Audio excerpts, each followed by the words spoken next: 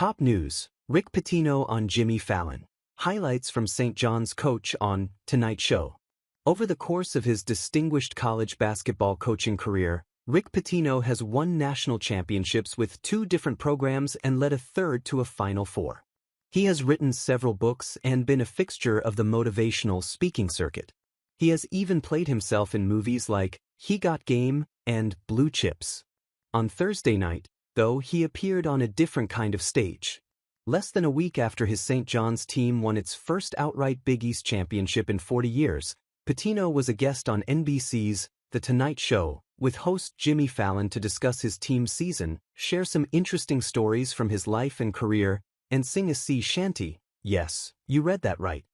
Appearing on the show the same night as actors Alan Cumming and Parker Posey, Pitino recounted how he accepted one of his first college coaching jobs as an assistant coach under Jim Boeheim at Syracuse on his wedding night.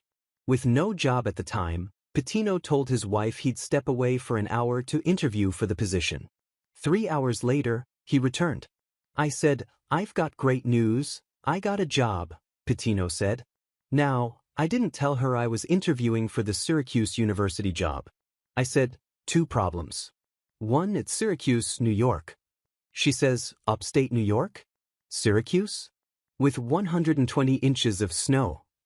I said, yes, but it's a great job and Jim Boeheim's terrific. The other piece of bad news? He was starting the job immediately and had to go on a recruiting trip the following day, meaning the newly wedded couple's honeymoon to Hawaii was going to have to be postponed. Thankfully for the Patinos, the visit proved to be worth it. Pitino's post-wedding recruiting jaunt was to Cincinnati to see a promising young player named Lewis Orr, who signed with Syracuse and went on to become an All-American for the Orange, as well as one of 25 members of the program's All-Century team. After 2 years at Syracuse, Pitino got his first full-time head coaching gig at Boston University, and the rest, as they say, is history. "We never had a honeymoon to Hawaii, but we've had quite a few trips after that," Pitino said, with a smile. Pitino later joked that his wife left me a year later when Fallon asked how long they stayed together. He and his wife, Joanne, are set to celebrate their 50th wedding anniversary next year. Pitino also shared a story from even earlier in his life, when he and his friend Al Skinner, who went on to become the coach at Boston College, decided to play college basketball at UMass because of the opportunity to be teammates with the legendary Julius Erving. There was one problem, though. Back when the Long Island natives began their college careers, freshmen had to play on freshman teams.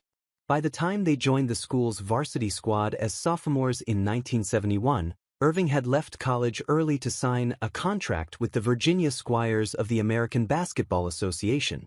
Pitino wasn't St. John's lone representative on the NBC airwaves Thursday night.